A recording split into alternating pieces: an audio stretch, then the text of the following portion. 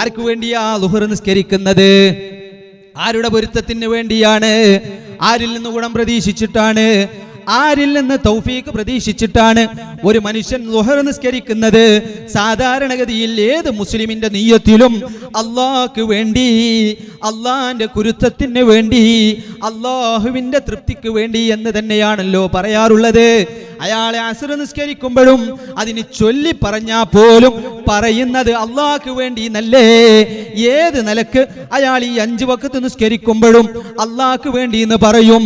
അതേ സന്ദർഭത്തിൽ ഇസ്ലാമിൽ പഠിപ്പിക്കപ്പെട്ട ആ പറയുന്ന റക്അത്തുകളുള്ള, റുകൂഉള്ള, ഇഅ്തിദാലുള്ള, സുജൂദുള്ള, അതേ തശഹുദുള്ള ഈ ഒരു നിസ്കാരം, അതേ രൂപം ഒരാൾ മുഹയ്യിദ്ദീൻ ശൈഖിന് വേണ്ടി ഖുതുബിയ്യത്തിന്റെ സദസ്സിൽ നിസ്കരിച്ചാൽ,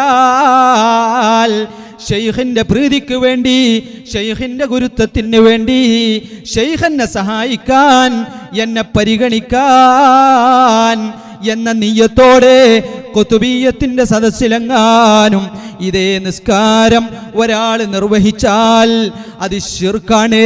അല്ലാഹ് പഠിപ്പിച്ച ഇബാദത്ത്, അല്ലാഹ്ക്ക് വേണ്ടി മാത്രമെന്ന് അല്ലാഹ് കൽപ്പിച്ച ഇബാദത്തിനെ അയാൾ ശൈഖിന് സമർപ്പിച്ചിരിക്കുന്നു. എന്നാൽ നിങ്ങൾ നോക്കൂ, ഒരു മനുഷ്യൻ എഴുന്നേറ്റ് നിന്ന് ഇങ്ങനെ ചാടിക്കളിക്കുകയാണ്.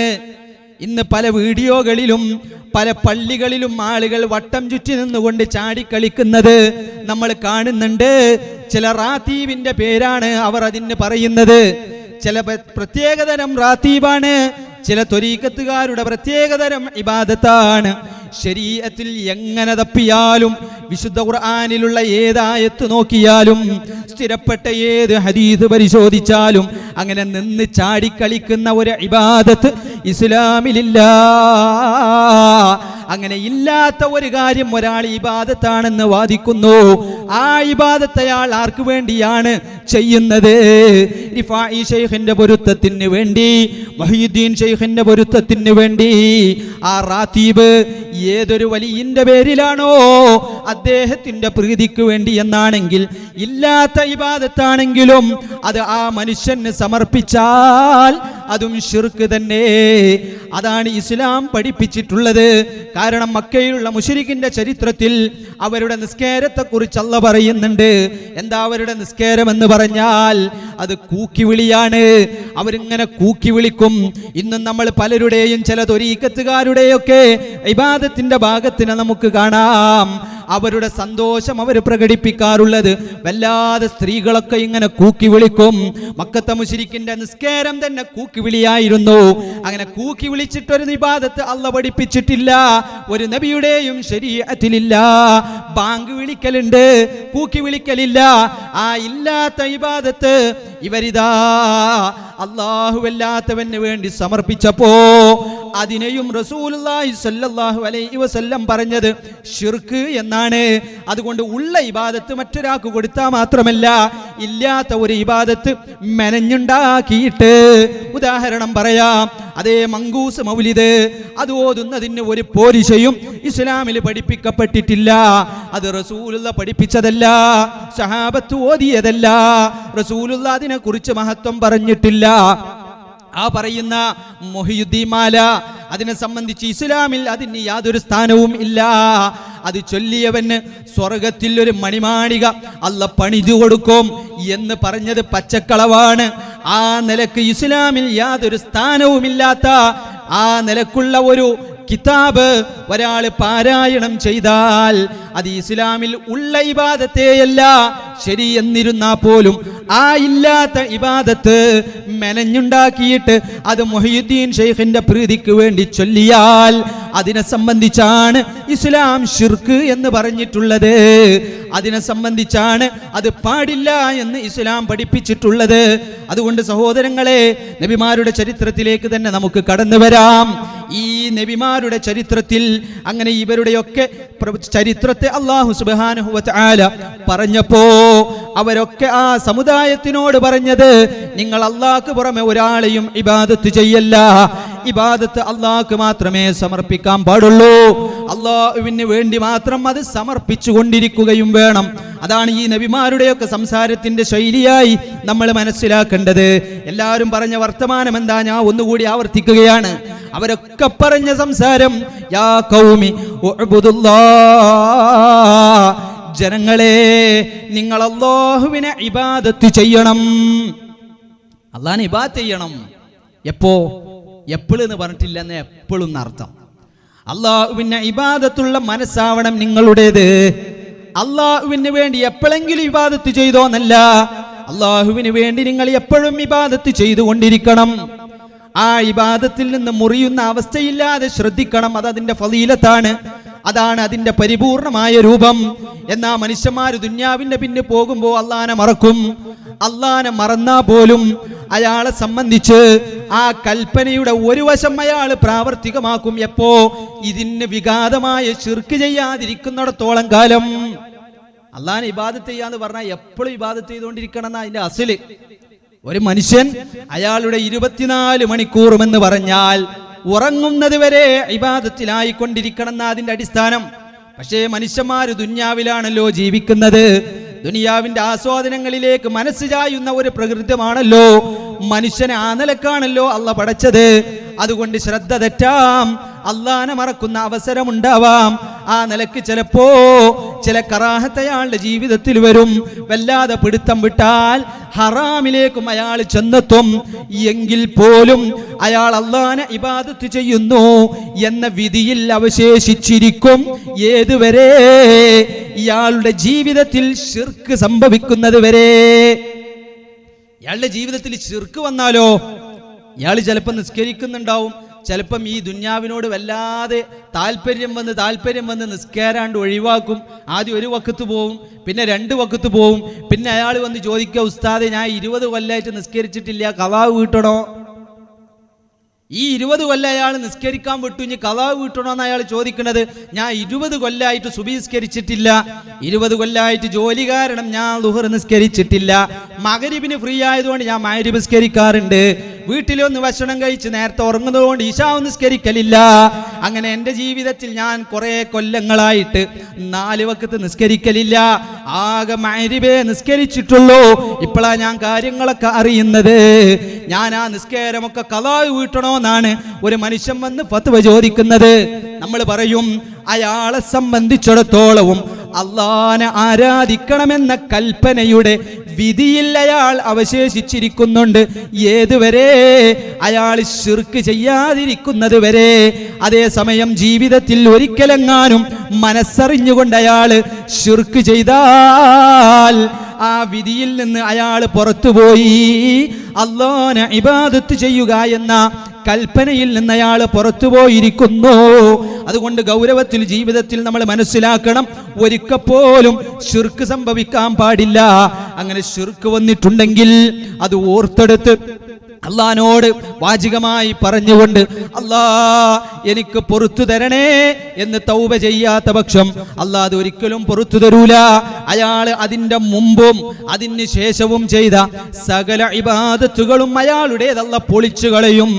ഈ ശിർക്കിൽ അയാൾക്ക് കുറ്റബോധമില്ലാതെ അയാൾ ചിലപ്പോൾ ജീവിതത്തിലാകെ ഒരു വട്ടേ ശിർക്ക് ചെയ്തിട്ടുണ്ടാവുള്ളൂ. ആകെ ഒരൊറ്റവട്ടമേ അയാളതാ ആരോ പറഞ്ഞത് കേട്ടിട്ട് ജാറത്തുങ്ങ പോയി.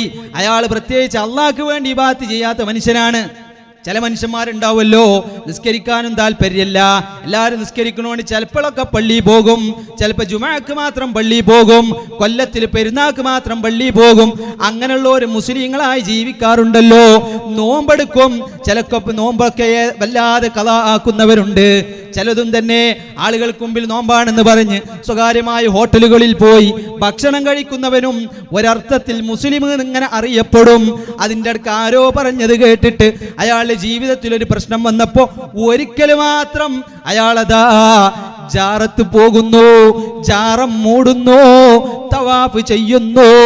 ആ പറയുന്ന ശൈഖിൽ നിന്ന് സഹായം പ്രതീക്ഷിച്ചുകൊണ്ട് അവിടെയുള്ള ഭണ്ഡാരത്തിൽ പണം നിക്ഷേപിക്കുന്നു. ഇതിന് മുമ്പ് ഇയാൾ ജാറത്ത് പോയില്ല, അതിന് ശേഷം അയാൾ ജാറത്ത് പോയില്ല. ഇതിന്റെ മുമ്പും പോയിട്ടില്ല, ഇതിന്റെ ശേഷം പോയിട്ടില്ല, ആകെ ഒരിക്കൽ പോയി. അതാരോ പറഞ്ഞിട്ടാണ്. അപ്പം അയാൾ എന്നാ ഒന്ന് നോക്കാം, പോയ ഒരു 10 രൂപ കിട്ടിയാലൊരു തൗഫീഖ് കിട്ടല്ലേ എന്ന് വിചാരിച്ചിട്ട് അയാൾ ജാറത്ത് പോയി 10 രൂപ ഇട്ട്. ജാറത്ത് പോയി ഒരു നിലക്ക് ഈ ജാറം മൂടി, അല്ലെങ്കിൽ ജാറത്ത് പോയി ഒരു തവാഫ് ചെയ്താൽ എന്താ, ആ തങ്ങളാണെങ്കിൽ തങ്ങൾ തരട്ടെ, കിട്ടിയാ നന്ന് എന്ന് അള്ളാഹിനെ കുറിച്ച് തന്നെ അയാളുടെ സമീപനം അത്രേ ഉള്ളൂ. ആ നിലക്ക് തന്നെ ഇയാൾ ഈ ജാറത്തിലും പോകുന്നു, ആ ശിർക്ക് ചെയ്യുന്നു. അതിന് ശേഷം അയാൾ ഒരിക്കൽ പോലും ജാറത്തിങ്ങ പോയിട്ടില്ലെങ്കിലും അയാൾ ശിർക്ക് ചെയ്തവനാണ്. അതിലയാൾക്ക് കുറ്റബോധമില്ലയോ? അതിന് മുമ്പ് അയാൾ നിസ്കരിച്ച ആത്മാർത്ഥമായ വല്ല നിസ്കാരവും ഉണ്ടെങ്കിൽ, അതിന് ശേഷവും അയാൾ നിസ്കരിച്ച ആത്മാർത്ഥമായ വല്ല നിസ്കാരവും ഉണ്ടെങ്കിൽ, അതിന് മുമ്പ് അയാൾ നിർവഹിച്ച ആത്മാർത്ഥമായ വല്ല നോമ്പുമുണ്ടെങ്കിൽ, അതിന് ശേഷം അയാൾ നിർവഹിച്ച ആത്മാർത്ഥമായ വല്ല നോമ്പുമുണ്ടെങ്കിൽ, അത് മുഴുവനും അല്ലാഹു അയാളിൽ നിന്ന് പൊളിച്ചു കളയും. അയാളുടെ സകല അമലുകളെയും അല്ലാഹു അവഗണിക്കും. വഖദിംനാ ഇലാ മാ അമിലൂ മിൻ അമലിൻ ഫജഅൽനാഹു ഹബാഅൻ മൻതൂറാ. അവർ ചെയ്തിട്ടുള്ള അമലുകളിലേക്ക് നാം കടന്നു വരും. അതിനെ പറക്കപ്പെടുന്ന ധൂളികളാക്കി ഞാൻ പൊടിച്ച് അവരെ നിരാശയിലാക്കും, അവരെ ഞാൻ അവഗണിച്ചു കളയും എന്ന് അല്ലാഹു സുബ്ഹാനഹു വ തആല പറഞ്ഞിട്ടില്ലേ? അതുകൊണ്ട് സഹോദരന്മാരെ, ജീവിതത്തിൽ ഈ നിലക്ക് ഏതെങ്കിലും ഒരു ദിവസമെങ്കിലും, ഏതെങ്കിലും ഒരു നിമിഷത്തിൽ, ദുർബല നിമിഷത്തിൽ ആരോ പറഞ്ഞത് കേട്ടുകൊണ്ട്, അത് മനുഷ്യന്മാരിൽ തൻ്റെ കുടുംബമാവാം, ഭാര്യയാവാം, ഭർത്താവാം, ഉമ്മയാവാം, ബാപ്പയാവാം, ഞാൻ സ്നേഹിക്കുന്ന ഉസ്താദാവാം, അയൽവാസിയാവാം, കൂട്ടുകാരനാവാം, ആരോ ക്ഷണിച്ചതടിസ്ഥാനത്തിൽ ഞാൻ പോയി ഇത്തരത്തിലുള്ള ഒരു ശിർക്ക് ചെയ്താൽ നമ്മൾ ഗൗരവത്തോടെ മനസ്സിലാക്കിക്കോ, അയാൾ മരിക്കുന്നത് വരെ ഇയാളുടെ അമലുകളൊക്കെ അല്ലാഹ് ഇങ്ങനെ തടഞ്ഞു വെക്കും. ഇയാൾ ചിലപ്പോൾ ആ ശിർക്ക് ആത്മാർത്ഥമായിട്ട് ചെയ്തു, അതിനുശേഷം ളുഹർ നിസ്കരിച്ചതും അള്ളാഹ്ക്ക് ആത്മാർത്ഥമായിട്ടാണ്. ഇയാൾ ളുഹർ നിസ്കരിച്ചപ്പോൾ ആ നിസ്കാരത്തിൽ അള്ളാഹുവിനക്ക് ശിർക്ക് ചെയ്തിട്ടില്ല. ഇയാൾ ളുഹർ നിസ്കരിച്ചപ്പോ ആ നിസ്കാരത്തിൽ അയാൾ അള്ളാഹ്ക്കും മുഹീദ്ദീൻ ശൈഖിനും അനനിയത്ത് വെക്കാറില്ലല്ലോ പൊതുവേ. അങ്ങനെ വെച്ചാൽ അതും ശിർക്ക് തന്നെ, സംശയമല്ല. പൊതുവിലെങ്ങനെയാണ് ആളുകൾ, അയാളതാ ളുഹർ നിസ്കരിക്കുമ്പോൾ അല്ലാഹു തആലക്ക് വേണ്ടി, അതേ സന്ദർഭത്തിൽ ആ ളുഹർ നിസ്കരിച്ച് പള്ളിയിൽ നിന്നിറങ്ങിയിട്ട് പിന്നെ ചെല്ലുന്നത് മമ്പറം ജാറത്തിലേക്കാണ്, പിന്നെ ചെല്ലുന്നത് ഉള്ളാളി ജാറത്തിലേക്കാണ്, സിഎമ്മിന്റെ ജാറത്തിലേക്കാണ്. എന്നിട്ട് അയാൾ അവിടെ വെച്ചിട്ട് ആ സിഎമ്മിനോട് ദുആ ചെയ്യും. സിഎമ്മിന്റെ പ്രീതി എന്ന് മനസ്സിൽ കാംക്ഷിച്ചുകൊണ്ട്, മനസ്സിൽ നിയ്യത്താക്കിക്കൊണ്ട് അവിടെ പൈസയിടും. സിഎമ്മിൽ നിന്ന് കുരുത്തം കിട്ടണമെന്ന് വിചാരിച്ചിട്ട് പണം കൊടുത്ത് അതേ ജാറം മൂടാനുള്ള ശീല വാങ്ങി അയാൾ ജാറം മൂടും. സിഎമ്മിൽ നിന്നുള്ള പൊരുത്തം കിട്ടണം എന്ന് വിചാരിച്ചിട്ട് ആ കബറൊന്ന് 2 റൗണ്ട് തവാഫ് ചെയ്യും. അയാൾ നിസ്കാരത്തിൽ അല്ലാഹ്ക്ക് പങ്കു ചേർത്തോ? ഇല്ല. അയാൾ പിന്നീട് റമദാനിൽ നോമ്പെടുത്തു, അതിൽ പങ്കു ചേർത്തോ? ഇല്ല. പക്ഷേ രണ്ടിലുമല്ലാതെ അതിന്റെ ഇടക്ക് പോയി ശിർക്ക് ചെയ്തു. അതിന്റെ ഇടക്ക് അയാൾ ഒരു ശിർക്ക് ചെയ്തു. ഇയാളോടുള്ള അള്ളാഹിന്റെ സമീപനം എന്താണ്? അയാൾക്ക് അല്ലാഹു സുബ്ഹാനഹു വ തആല നിശ്ചയിച്ച ഒരു ആയുസ്സുണ്ട്. ആ ആയുസ് എത്തിയാലല്ലേ അയാൾ മരിക്കുള്ളൂ. ശിർക്ക് ചെയ്ത അയാൾ അപ്പം തന്നെ മരിക്കുന്ന അല്ലാഹ് പറഞ്ഞിട്ടില്ലല്ലോ. മറിച്ച് ഏത് മനുഷ്യന്മാർക്കും തൗബക്കുള്ള അവസരം വെച്ചിട്ട് അല്ലാഹ് ആയുസ് കൊടുത്തിട്ടില്ലേ? ഈ ആയുസ് കഴിയോളം ഇയാള് ഈ ശിർക്കിന്റെ അപ്പുറത്ത് ചെയ്ത ആത്മാർത്ഥമായ നിസ്കാരവും ശിർക്കിന്റെ ഇപ്പുറത്ത് ചെയ്ത ആത്മാർത്ഥമായ നോമ്പിനെയും അല്ലാഹ് ആ സന്ദർഭത്തിൽ പൊളിച്ചു കളയൂല. അതവിടെ ഇങ്ങനെ പെൻഡിങ്ങിൽ വെക്കും. അതിന് കൂലി കൊടുക്കൂല, അതിനെ അവഗണിക്കുകയും ചെയ്യൂല. അതിങ്ങനെ പെൻഡിങ്ങിൽ വെക്കും. എന്നിട്ട് ഇയാൾ എന്നെങ്കിലും തൗബ ചെയ്യുമോ എന്ന് അയാൾ നോക്കും, അല്ലാഹു നോക്കും. അങ്ങനെ ഇയാൾ തൗബ ചെയ്താൽ ആ തടസ്സം അല്ലാഹ് നീക്കുന്നതാണ്, അയാളുടെ നിസ്കാരത്തെ അല്ലാഹ് സ്വീകരിക്കുന്നതാണ്. അയാൾ തൗബ ചെയ്യാതെ തുടർന്ന് ആ നിലക്കയാൾ മരിച്ചു കഴിഞ്ഞാൽ പിന്നെ അയാളുടെ ആ തടഞ്ഞു വെച്ച നിസ്കാരത്തിന് അള്ളാന്റെ അരികിൽ ഒരു വിലയുമില്ല. അതിനെ അയാളുടെ കൺമുമ്പിൽ വെച്ച് അയാളെ അള്ളാഹു അപമാനിച്ചുകൊണ്ട് നശിപ്പിക്കുകയില്ലേ? അത്ര ഗൗരവപ്പെട്ട പാതകമാണ് ഈ പറയുന്ന ശിർക്ക് എന്ന് പറയുന്നത്. അതിനെ സംബന്ധിച്ചാണ് അംബിയാ ഉണർത്തിയിട്ടുള്ളത്. സഹോദരന്മാരെ, ഞാൻ പറഞ്ഞല്ലോ, നൂഹ് നബി അലൈഹിസ്സലാമിന്റെ സമുദായം വിഗ്രഹങ്ങളെയാണ് ആരാധിച്ചത്. ആ വിഗ്രഹങ്ങളെ കൊണ്ട് അവരുദ്ദേശിച്ചത് ഔലിയ ആണ്. പിന്നീട് ഇപ്പറയുന്ന ഹൂദ് നബി അലൈഹിസ്സലാമിന്റെ, ശുഐബ് നബി അലൈഹിസ്സലാമിന്റെ, സോലിഹ് നബി അലൈഹിസ്സലാമിന്റെ, അതുപോലെ ഇബ്രാഹിം നബി അലൈഹിസ്സലാമിന്റെയൊക്കെ ജീവിത ചരിത്രങ്ങൾ പരിശോധിച്ചാൽ, അവരുടെ പ്രബോധന ചരിത്രത്തെ പരിശോധിച്ചാൽ, അവരുടെ പ്രബോധിത വിഭാഗത്തെക്കുറിച്ച് ചരിത്രം അന്വേഷിച്ച് നോക്കിയാൽ പലരെയും പല സന്ദർഭത്തിൽ വിളിച്ചു പ്രാർത്ഥിച്ചിരുന്നവർ ഈ പറയുന്ന മുശ്രിക്കീങ്ങൾ എന്ന് വിളിക്കപ്പെട്ടവരിലുണ്ടായിരുന്നു. അംബിയായിനെ നേരിട്ട് വിളിച്ച് പ്രാർത്ഥിച്ചവരുണ്ട്. ജൂതന്മാരെ കുറിച്ച് അള്ളാഹു വിശുദ്ധ ഖുർആനിൽ സൂചിപ്പിച്ചിട്ടുണ്ട്, നബി സല്ലല്ലാഹു അലൈഹി വസല്ലമയും പഠിപ്പിച്ചിട്ടുണ്ട്. ആ മനുഷ്യന്മാരിൽ ഈ അഹ്ലി കിതാബിൽ ഈ പറയുന്ന അംബിയായിനെ നേരിട്ട് വിളിച്ച് പ്രാർത്ഥിച്ചവരുണ്ട്. ആ അംബിയായിന്റെ മക്ബറകൾ കെട്ടിപ്പൊക്കി ആ ഖബറിനെ സമീപിച്ച് ബറക്കത്ത് പ്രതീക്ഷിച്ച് ആ ഖബറാളിയായ നബിയോട് ഖബറ് കെട്ടിപ്പൊക്കി പ്രാർത്ഥിച്ചവരുണ്ട്. ഈ പറയുന്ന നബിമാരിൽ ചിലർക്ക് രൂപങ്ങൾ ഉണ്ടാക്കിക്കൊണ്ട് യേശുക്രിസ്തുവിന്റെ രൂപമെന്ന് പറഞ്ഞുകൊണ്ട് അങ്ങനെ രൂപങ്ങൾ ഉണ്ടാക്കി അതിലൂടെ നബിയോട് മനസ്സ് കരുതി നബിയോട് പ്രാർത്ഥിക്കുന്നവരും ഉണ്ട്. അതുപോലെ തന്നെ ഔലിയായിനെ മനസ്സിൽ കണ്ടുകൊണ്ട് അവരുടെ പേരിൽ വിഗ്രഹങ്ങൾ ഉണ്ടാക്കി ചിലർ ഖബറുണ്ടാക്കിയതിനെ വ്യത്യാസമുള്ളൂ. ജൂതന്മാരുടെ ചരിത്രത്തിലൊക്കെ അവർ ഖബറാണ് ഉണ്ടാക്കിയത്. നൂഹ് നബി അലൈഹി ഇസ്ലാമിന്റെ ചരിത്രത്തിലോ ആ നൂഹ് നബിയുടെ സമുദായം വിഗ്രഹങ്ങളെയാണ് ഉണ്ടാക്കിയത്. രണ്ടുപേരും അതിന്റെ പിന്നിൽ ഉദ്ദേശിച്ചിട്ടുള്ളത് മഹാന്മാരെയാണ്. ആ മഹാന്മാർ രണ്ട് തരത്തിലുണ്ട്, ഒന്നുകിൽ അംബിയ ആണ് അല്ലെങ്കിൽ ഔലിയ ആണ്. അങ്ങനെയുണ്ട്. ഇനിയോ ചിലരുണ്ട്, അവർ ഈ പറയുന്ന മഹാന്മാരെയും അല്ല, അവർ ആരാധിച്ചിരുന്നത് ആരെയാണെന്നോ? സൂര്യനെയാണ്, ചന്ദ്രനെയാണ്, നക്ഷത്രങ്ങളെയാകുന്നു. മഹാനായ ഇബ്രാഹിം നബി അലൈഹിസ്സലാമിന്റെ ചരിത്രത്തിൽ അല്ലാഹു സുബ്ഹാനഹു വ തആല അദ്ദേഹത്തിന്റെ ചരിത്രത്തെ വിശുദ്ധ ഖുർആനിൽ സൂചിപ്പിച്ചപ്പോ ഇബ്രാഹിം നബി അലൈഹിസ്സലാമിന്റെ ജനതയിലുള്ള ശിർക്കിനെ കുറിച്ച് അല്ലാഹ് പറയുന്നില്ലേ? എന്താണ് ഇബ്രാഹിം നബി അലൈഹിസ്സലാമിന്റെ സമുദായത്തിലുള്ള ആളുകൾക്ക് ശിർക്ക് സംഭവിച്ചത്? അവർ ആരോടാണ് പ്രാർത്ഥിച്ചത്? അവർ വിഗ്രഹങ്ങളെ കൊത്തിയുണ്ടാക്കുന്നു. ആര്? ഇബ്രാഹിം നബി അലൈഹിസ്സലാമിന്റെ വാപ്പ തന്നെ. ഇബ്രാഹിം നബി അലൈഹി ഇസ്ലാമിന്റെ വാപ്പ വിഗ്രഹങ്ങളെ കൊത്തി നിർമ്മിക്കുന്നു. ഈ വിഗ്രഹങ്ങളോട് ആരാധിക്കുന്നു, പ്രാർത്ഥിക്കുന്നു. അതുപോലെ സൂര്യനെ ആരാധിക്കുന്നു, നക്ഷത്രങ്ങളെ ആരാധിക്കുന്നു, ചന്ദ്രനെ ആരാധിക്കുന്നു, സൂര്യനോട് പ്രാർത്ഥിക്കുന്നു, സൂര്യ നമസ്കാരം ചെയ്യുന്നു. അങ്ങനെ പ്രകൃതിയിലുള്ള ചില പ്രതിഭാസങ്ങളെ ആരാധിച്ചിരുന്നവരും ഉണ്ട്. ഇവരുടെ ചരിത്രവും നമ്മൾ അറിയണം. ഈ മനുഷ്യന്മാർ ഇബ്രാഹിം നബി അലൈഹിസ്സലാമിന്റെ സമുദായം കടന്നു വരുന്നത് ഇറാഖിലാണ്. നൂഹ് നബി അലൈഹിസ്സലാം ദഅവത്ത് നടത്തിയിട്ടുള്ള അതേ ഇറാഖിൽ തന്നെയാണ് മഹാനായ ഇബ്രാഹിം നബി അലൈഹിസ്സലാമിന്റെയും പ്രബോധന ജീവിതം തുടങ്ങുന്നത്. അദ്ദേഹത്തിന്റെ വാപ്പയോട് അദ്ദേഹം ദഅവത്ത് നടക്കുന്നത് ഇറാഖിൽ വെച്ചാണ്. തന്റേതായ ഈ സൂര്യാരാധകരായ, ചന്ദ്രനെ ആരാധിച്ചിരുന്ന, നക്ഷത്രങ്ങളെ ഇബാദത്ത് ചെയ്തിരുന്ന സമുദായത്തിനെ ഇബ്രാഹിം നബി അലൈഹിസ്സലാം ഉപദേശിച്ചത്, അവരോട് പ്രബോധനം ചെയ്തത് ഇറാഖിൽ വെച്ചായിരുന്നു. ഈ സന്ദർഭത്തിൽ നമ്മൾ ചരിത്രം പഠിക്കണം. ഈ ഇബ്രാഹിം നബി അലൈഹിസ്സലാമിന്റെ വിഗ്രഹത്തെ ആരാധിച്ചിരുന്ന സമുദായം ആ വിഗ്രഹത്തിന്റെ പിന്നിൽ കണ്ടത് ആരെയായിരുന്നു? മഹാന്മാരെയായിരുന്നോ? അല്ല.